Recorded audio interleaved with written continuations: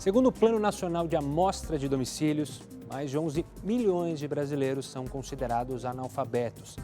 Em 2018, o Brasil reduziu esse número, mas ainda não alcançou a meta do Plano Nacional de Educação para 2015, que buscava baixar o índice de analfabetismo para 6,5%.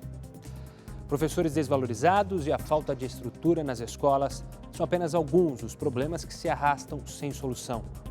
Como resolver questões tão emergenciais? O que está sendo feito para mudar esse cenário? É no Estúdio News que começa agora.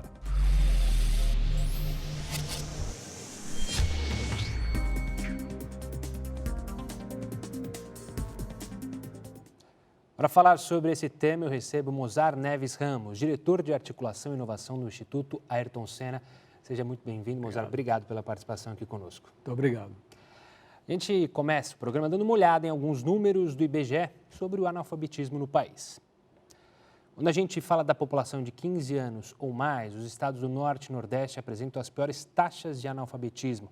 Nos estados das regiões Sul, Sudeste e no Distrito Federal, os índices já são melhores. De acordo com a pesquisa, em 2018, apenas 13 estados atingiram a meta de redução do analfabetismo estipulada para o ano de 2015. A gente tem um país muito grande, Mozar, e a gestão é complicada. Esse é uma das principais dificuldades para a gente diminuir esses números, esse cenário que eu apresentei agora? Pois é, esse problema que foi aqui colocado, do analfabetismo de 15 anos ou mais, na verdade já começa lá com a alfabetização das crianças. Claramente a gente vê dois Brasis, não é? O Brasil do Norte e Nordeste, com muitos problemas na aprendizagem escolar, que começa nessa pedra angular da educação, que é a alfabetização das crianças, depois se perpetua até o analfabetismo de 15 anos ou mais. Obviamente que o Brasil, como um país federativo, tamanho quase que continental, precisa mais do que nunca ter uma coordenação nacional para problemas complexos, como é o caso da educação.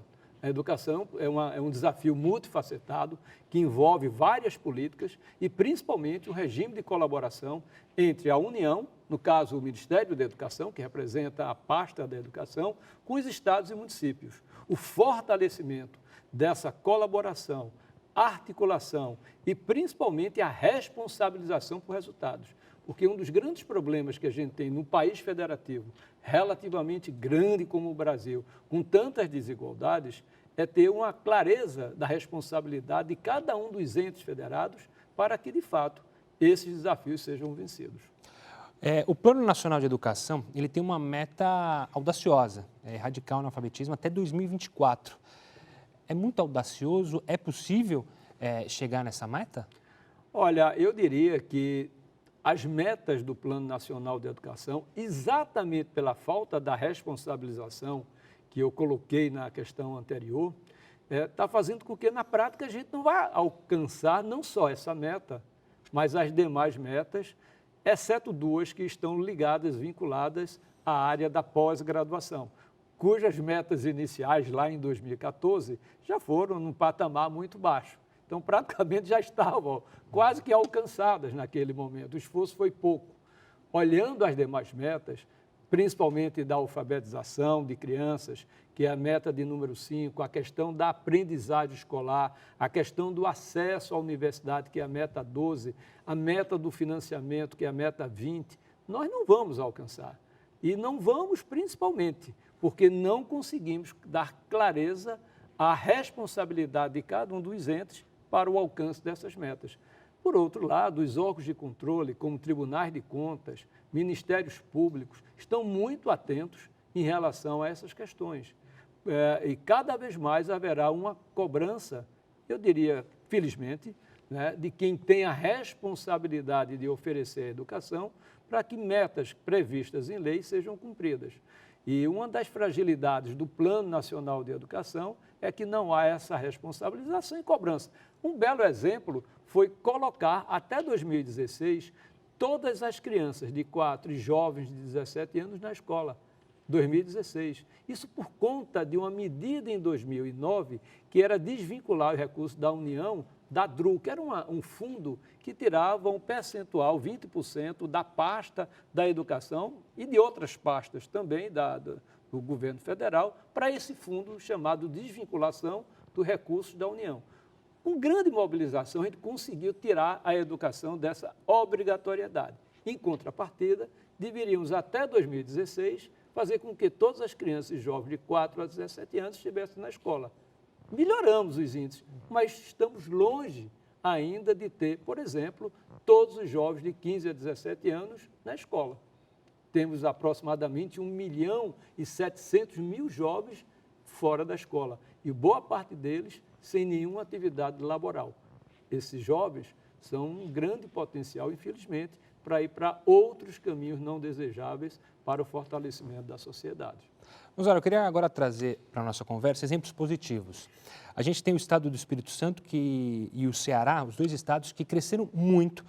Espírito Santo, em 2011, estava no 14º lugar no ranking de qualidade. Agora deu um salto e é justamente o melhor ensino médio do país. O Ceará tem o exemplo de Sobral. O que nesses locais a gente pode tirar de lição para federalizar, de fato, bons exemplos? Olha, eu costumo muito dizer, essa é uma frase que eu copio do economista-chefe do Instituto Ayrton Senna, Ricardo Paz de Barros. Ricardo costuma muito dizer, o Brasil precisa aprender com o Brasil.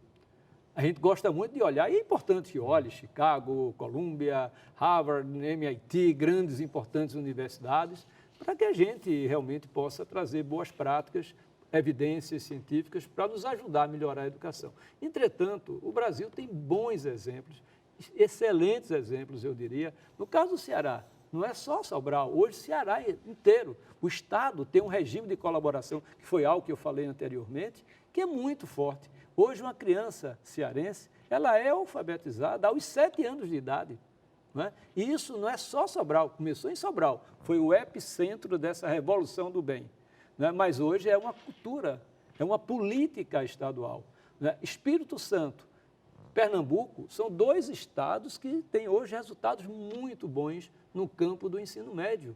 Né? Pernambuco se caracterizou pelas escolas de tempo integral, é o estado hoje que tem a maior rede de escolas de tempo integral de ensino médio. O Espírito Santo fez um trabalho belíssimo no campo da gestão, no campo exatamente das políticas de profissionalizar a gestão e o trabalho e mobilização estadual, principalmente no campo do ensino médio. Por isso que avançou muito, como Pernambuco. Pernambuco, por exemplo, em 2007, estava na 21ª posição. Eu era o secretário de Educação nessa época em Pernambuco, mas foi conosco que começou o modelo das escolas de tempo integral de ensino médio. Hoje, como eu disse, a larga maioria da rede é de tempo integral. Né? E Pernambuco hoje está sempre entre os 3 melhores estados no ensino médio. Então, eu acho que o Brasil precisa aprender com o Brasil. Osório, você falou sobre a escola em tempo integral. O Instituto Ayrton Senna tem um projeto que fala sobre a importância da alfabetização 360 graus. Eu queria que você explicasse melhor esse conceito e como a escola em tempo integral pode ajudar os nossos alunos, as nossas crianças a se desenvolverem. É importante para o nosso ouvinte, né, que ele saiba, digamos, a diferença entre 2 coisas que a gente normalmente pensa que é a mesma coisa. Uma coisa é o tempo integral, é você ter aluno e professor em escola diuturnamente, de manhã e à tarde. Não é?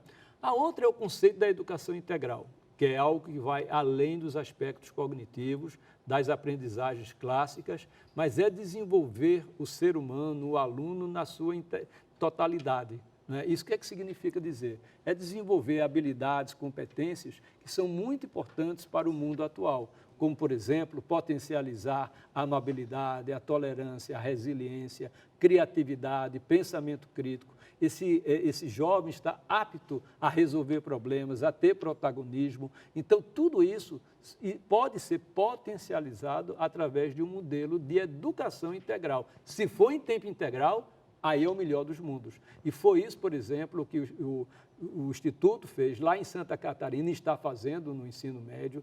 A alfabetização 360 graus é exatamente propiciar a essa criança, não somente que ela esteja alfabetizada do ponto de vista cognitivo, do ponto de vista de saber ler, escrever e contar adequadamente aos 7 anos de idade, mas começar a desenvolver essas habilidades nessas crianças.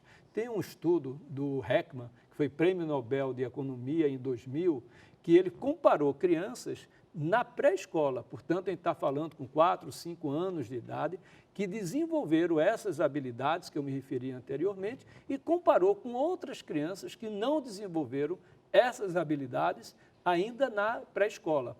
Acompanhou na vida adulta dessas crianças. O que ele encontrou? Aquelas que desenvolveram essas habilidades tiveram 44% maiores chances de concluir o ensino médio, 35% menos problemas prisionais e ganharam, em média, 3 vezes mais do que aquela criança que não desenvolveu essas habilidades lá na primeira infância. O Japão, sabe o que o Japão está fazendo? É um negócio fantástico. Ele está já trocando aqueles brinquedos que a criança fazia, brincava isoladamente, por brinquedos de maior volume e peso, para que elas comecem a brincar em conjunto. Ou seja, exercitando a colaboração, o trabalho em equipe. Né? Isso é muito importante, a amabilidade. Né? Isso é fundamental para o mundo atual e futuro. Mozart, em maio você lançou esse livro que está aqui na nossa bancada, Sem Educação Não Haverá Futuro. Você falou do Japão agora, mas no livro você cita Singapura como um exemplo. Você chegou a visitar o país, eu queria que você explicasse por que os resultados de Singapura espantam tanto o mundo e crescem a cada dia mais. Olha, eu tive a oportunidade de ir a Singapura 2 anos atrás e eu fui numa expectativa que Singapura fosse uma educação muito próxima da Coreia do Sul. Né? Certa vez o ministro da Coreia do Sul disse o seguinte: se a criança coreana dormir 4 horas por dia, ela tem alguma chance. Se dormir 5 anos, ela não vai ter chance. Eu achei aquilo um horror. Porque eu fui uma criança que vivia à beira-mar, em Olinda, curtindo os meus colegas, estudava, tinha um equilíbrio no desenvolvimento infantil, da adolescência, como criança. E eu acho que a criança precisa ter a possibilidade de brincar, de conviver com os outros. É assim que a gente aprende a saber conviver. E eu fui achando que Singapura fosse muito similar à Coreia. Nada. Foi realmente uma belíssima surpresa. Eu tive a oportunidade de conhecer o grande líder educacional que promoveu a revolução educacional, né, em Singapura, o Lee Kong.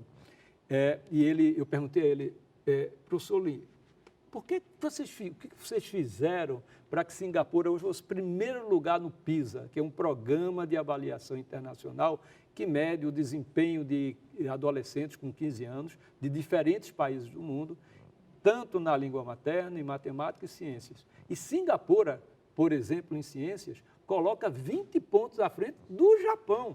20 pontos é quase um ano de escolaridade a mais do que o segundo colocado, que é o Japão. Aí ele me disse o seguinte: olha, a gente não prepara os nossos alunos para o PISA, a gente prepara para a vida. E você vai ver amanhã conhecendo as nossas escolas. Quando eu cheguei na primeira escola, eu me encantei. Tinha qual era a visão, a missão e, principalmente, todas essas competências que eu me referi anteriormente: amabilidade, resiliência, resolução de problemas, né, abertura ao novo, eles desenvolvem fortemente nas crianças.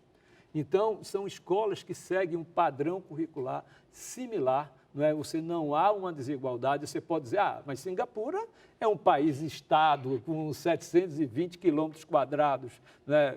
Quando a gente compara com o Brasil. Aí eu faço outra analogia. Se fosse por tamanho territorial, Sergipe seria um belíssimo exemplo no campo educacional, porque é o menor estado da federação. E Sergipe tem graves problemas educacionais.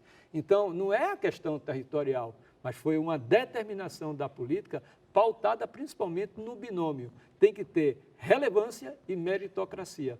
Então, em Singapura, eles não trabalham por qualquer coisa que chegue. Não, primeira coisa, tem relevância, tem meritocracia, é baseado em evidências. Quer dizer, o mundo atual não está mais esperando que você trabalhe com achismos. É muito importante trabalhar com base em evidências, procurar potencializar aquilo que é relevante, aquilo que tem meritocracia, mas principalmente permitir que as crianças possam desenvolver todas essas competências que são importantes para o mundo atual. Mas, ainda pegando o exemplo de Singapura, muitos críticos ao modo que o ensino ocorre em Singapura citam que grande parte desses alunos vive uma competitividade muito alta dentro desse ambiente escolar. Grande parte da população de Singapura tem acompanhamento pós-aula, ou seja, professores particulares. Isso não cria um frenesi no jovem em competir já logo na adolescência? Olha, eu passei 10 dias. Portanto, a minha experiência que eu vou responder agora, com base nos 10 dias que eu passei, não é muito tempo. Uma coisa é você viver, né? E você pode perceber detalhes como esse. E pelas coisas que eu li. O que eu percebi lá é que eles têm uma disciplina, sim. E uma disciplina que eu acho que é do bem, na minha opinião. Eu não sou contra a disciplina. A disciplina é um dos pontos, na minha opinião, que está vinculado a planejamento, a organização, sabe? A disciplina que permite com que as pessoas, as crianças, tenham clareza sobre o que tem e o que pode fazer, né? Colocar limites. Eu acho que é muito importante. Colocar limites não é você dizer assim, que o que não pode e o que pode. O limite é saber onde começa o teu direito e onde começa o meu direito. É o respeito ao outro. Então, isso eu senti realmente muito lá em Singapura e principalmente um alinhamento das escolas com o Ministério da Educação. Não é aquela coisa solta onde cada um faz o que quer. Não, eles têm uma disciplina, por isso que eu estou colocando essa palavra, como muito forte no arcabouço deles. E eles têm um outro ponto. Eles dão uma espécie de conjunto de disciplinas, de uma educação formal que é gratuita, mas se o pai quer, por exemplo, que o aluno desenvolva mais o inglês, mais o latim ou qualquer outro idioma, por exemplo, aí ele paga. Então, alguns pais, por exemplo, eu percebi que eles reclamam ainda do custo educacional. É tanto que eles não querem ter muitos filhos lá em Singapura, porque o custo, por exemplo, da educação, há uma parte que é gratuita, mas há uma outra parte para poder realmente, nesse ponto, se vamos chamar assim de competitividade, ou outra palavra que poderia ser usada, equidade do ponto de vista de possibilidades, aí você vai ter que gastar um dinheiro adicional. E aí, realmente, eu notei e percebi claramente que eles reclamaram muito de que o custo não é barato. Rosário, eu vou fazer um breve intervalo para a gente conversar mais, voltar também a tocar aqui na questão do Brasil. O Estúdio News vai para um rápido intervalo, não saia daí.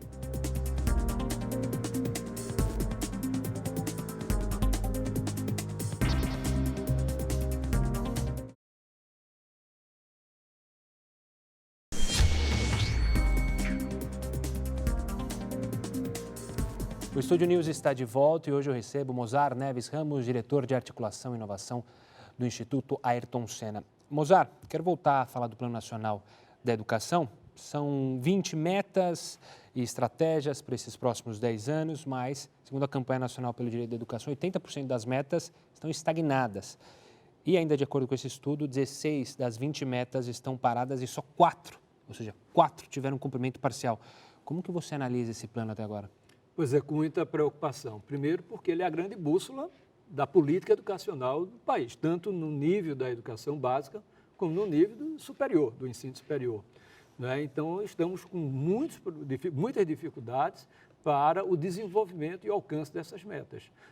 Por exemplo, eu diria no campo do ensino superior, que ele é muito estratégico para a produtividade do país.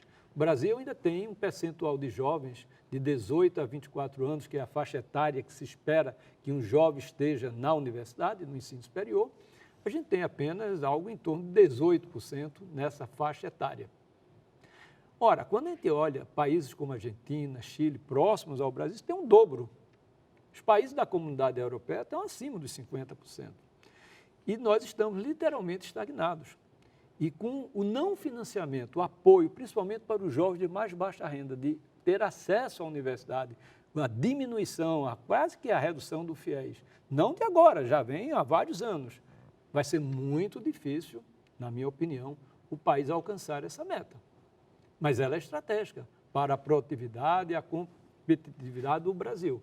Né? Quando a gente olha o nível de aprendizagem escolar, que é na educação básica, que o antecede ao ensino superior, por exemplo, a gente tem, de cada 100 jovens que concluem o ensino médio, só 9 aprenderam o que seria esperado em matemática. Em língua portuguesa, de cada 100, só 29. A meta era chegar próximo a 70%. E nós estamos, por exemplo, em matemática, literalmente estagnados desde 1999. E estagnação em educação é retrocesso. Por quê? Os outros países estão melhorando. Então, aquela distância que já nos separava em relação a esses países que estão no topo da educação mundial, essa distância aumentou, por conta, inclusive, da nossa estagnação. Então, eu acho que o plano deveria ter mecanismos de cobrança e de responsabilização, até porque o Brasil, mesmo que ainda não se chegou ao percentual do PIB previsto no PNE, que era 10% do PIB, o Brasil hoje está aplicando do seu PIB 6,2%, 6,3% do PIB em educação, né? Mas o Brasil avançou muito, porque, para ter uma ideia para o nosso telespectador, em 2000, a gente investia por aluno ano R$ 2.100 por aluno ano na educação básica. Hoje o Brasil investe R$ 6.300. Praticamente triplicamos, mas os níveis de aprendizagem não melhoraram, principalmente nos anos finais do ensino fundamental, aquele antigo ginásio, né? E no ensino médio, que era o antigo científico. Então, o Brasil precisa sair dessa estagnação. E um dos caminhos, na minha opinião, é a formação de professores. O professor bem formado é a variável mais importante para alavancar o desempenho escolar dos alunos. Quero falar daqui a pouco mais sobre os professores, mas eu quero falar de um outro problema. A gente vai dar uma olhada em uma reportagem sobre outro grupo de pessoas, os analfabetos funcionais. Uma conta no supermercado, o letreiro de um ônibus ou até mesmo o próprio nome. Situações comuns no dia a dia podem ser complicadas para analfabetos. Há também um outro grupo de pessoas que sabe ler e escrever, mas não entende. Se você der para um aluno um trecho de um jornal, ele vai ler. Se você fechar o jornal e falar para ele, agora me explica, ele vai titubear. São chamados de analfabetos funcionais os indivíduos que, embora saibam reconhecer letras e números, são incapazes de compreender textos simples e realizar operações matemáticas mais elaboradas. Apesar de serem, sim, alfabetizados, ainda tem muitas restrições no uso da leitura, da escrita e do raciocínio matemático, né? É aquela pessoa que lê um texto, mas não consegue interpretar, que não consegue se expressar por escrito de maneira adequada. Cerca de 38 milhões de brasileiros têm dificuldade de interpretar textos como este, que foi uma questão em um vestibular de uma universidade federal. Quando a fome bate, sempre tem alguém que apanha. Pode parecer uma frase simples, mas nem todo mundo consegue entender. E a palavra bater vem no sentido de chegar, quando a fome chega, como se fosse bater mesmo, na porta. Sempre tem alguém que apanha. Esse apanha tem dois sentidos. Sempre tem alguém que apanha porque apanha, pega, recebe, e sempre tem alguém que apanha porque é agredido pela fome. Parece uma frase fácil, mas é uma frase que tem ambiguidade e, portanto, consegue perceber que há mais de um sentido relacionado ao mesmo termo. Mexer em quantidade é mais fácil do que mexer em qualidade. Constrói escola, põe muro, compra carteira, bota ônibus, tá feito. O próximo salto não é mais por aí, não é mais isso que vai fazer crescer. Então, é uma mudança de qualidade que tem a ver com uma mudança de prioridade para a sociedade. A gente vê que qualquer país do mundo que fez uma revolução educacional, a chave dessa revolução foi valorizar o professor. Foi fazer da carreira do professor uma carreira desejável para os mais competentes. Então, vamos trazer à tona o professor. A carreira de magistério ainda é atrativa para essa geração? A gente vê a situação dos professores desanimados em trabalhar em escola. Como a gente faz para atrair os jovens para o magistério? Infelizmente, hoje no Brasil, os jovens não desejam seguir a carreira do magistério. Eu vou tentar explicitar isso de uma maneira prática, né? Quando eu era secretário de Educação em Pernambuco, eu começava a visita à escola pelos pequenininhos. Eu chegava e perguntava, e aí, quem quer ser professor?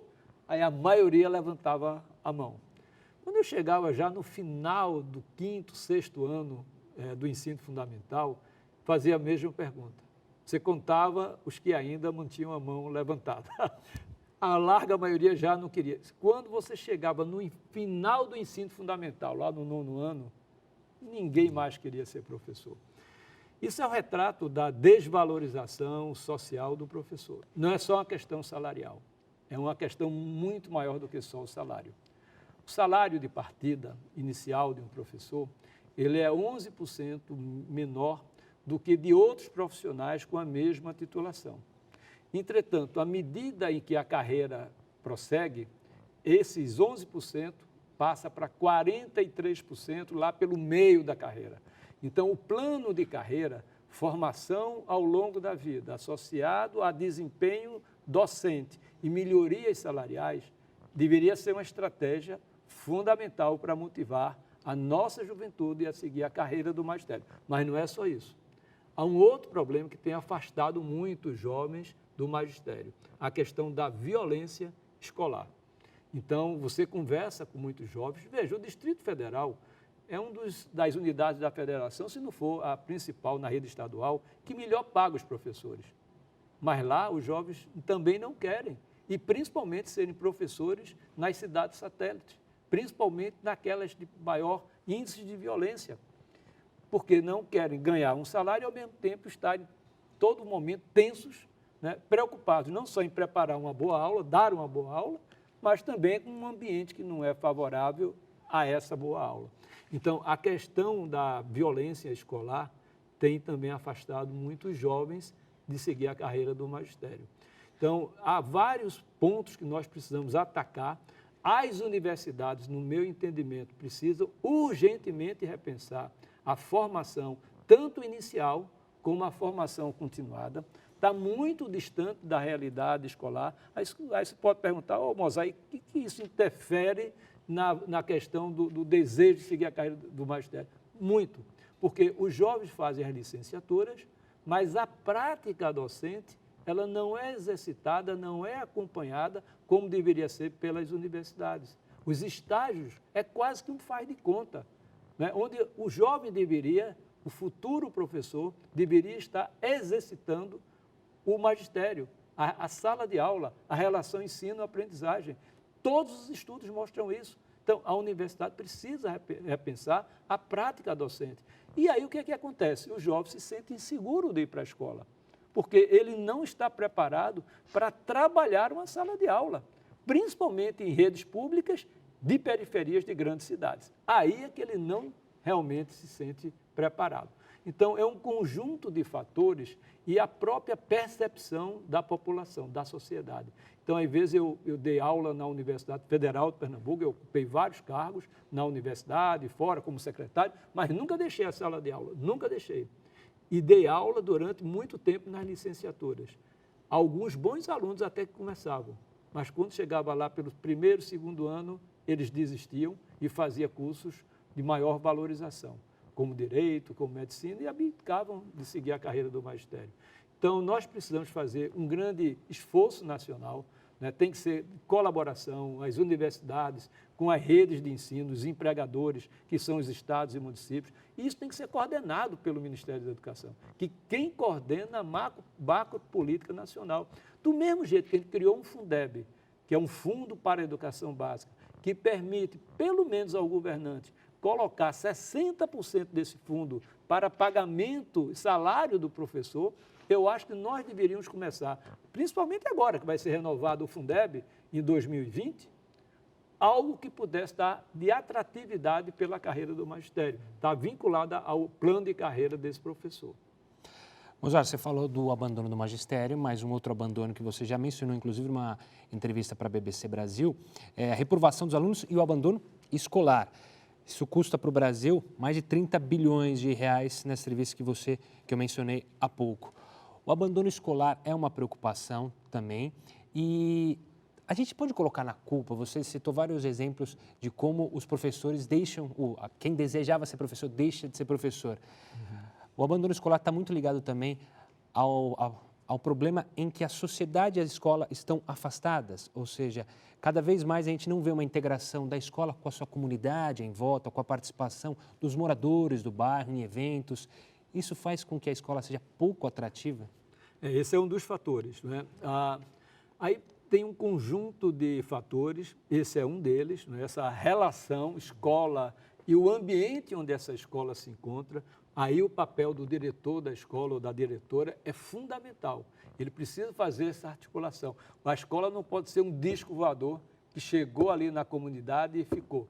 Ela tem que dialogar com a comunidade, ela tem que estar aberta à comunidade, ser um espaço de processo de criação e principalmente de desenvolvimento social local, não é? Então, esse é um dos fatores. Entretanto, há um outro que está vinculado a questões intraescolares. O jovem, por exemplo, que é uma escola que caiba na vida, que dê significado à vida dele. Então, o que ele encontra hoje é uma escola que não dialoga com esse mundo. Então, ele não vê sentido, não está preparando esse jovem para o mundo do trabalho. Pode ser agora que, com o novo ensino médio, onde o 5º eixo tem a ver com o ensino técnico, talvez possa ajudar esse jovem a ingressar mais facilmente no mundo do trabalho, né? Porque alguns querem, já estão com idade, inclusive, para isso, né? Ou mesmo a possibilidade de dar uma visão de escola que tenha esse diálogo, digamos, onde promova o lado mais como é que eu poderia dizer, daquele jovem como eles tendo um jovem autoral, um jovem que tenha maior protagonismo, né? O projeto de vida do jovem, né? Se o jovem ele é apenas que vai absorver conhecimentos naquela escola, ele não quer isso. Ele quer ser um ator importante nesse processo de construção da escola. Então, a escola precisa ter um diálogo interno entre professores, alunos, diretores, promover o projeto de vida desse jovem, né, o protagonismo juvenil. Aí o jovem começa a entender que ele é importante. Se ele não consegue se identificar com a escola, ele diz, olha, não me prepara para o mundo do trabalho. As chances de eu ingressar numa universidade são mínimas. O que eu estou fazendo aqui? E deixa. Qual é o custo disso para o país? É aquele que você colocou. É muito simples. Pega o número de alunos que abandonam a escola, pega o número de alunos que são reprovados, junta isso e multiplica por R$ 6.300, que é o custo do aluno, hoje no Brasil por ano. Vai dar essas cifras. Então, o Brasil precisa ter uma escola que dê significado para os nossos alunos. Eu estou com esperança que com a Base Nacional Comum Curricular, com agora que o Conselho Nacional de Educação está preparando um grande e importante parecer para a formação de professores, trazendo as universidades para mudarem, né, a sua forma de formar, né, aproximar, criando uma ponte orgânica entre o ensino superior e a educação básica. Se nós conseguirmos fazer isso, eu acho que a gente vai ter um outro país, um país com outra educação e que vamos conseguir decolar na qualidade da educação. Como disse a nossa pesquisadora Ana, colocar na escola, naquela reportagem, é um desafio, mas a qualidade é um desafio muito maior. Ou seja, qual é o grande desafio da educação brasileira? É colocar numa mesma equação quantidade e qualidade. Tá certo. Mozart, obrigado pela participação aqui conosco e para falar sobre um tema tão importante para a nossa sociedade. Muito obrigado pela oportunidade. O Estúdio News fica por aqui. Eu recebi Mozart Neves Ramos, diretor de Articulação e Inovação do Instituto Ayrton Senna. Você pode acompanhar essa entrevista também pelo Play Plus. Semana que vem tem mais. Até lá.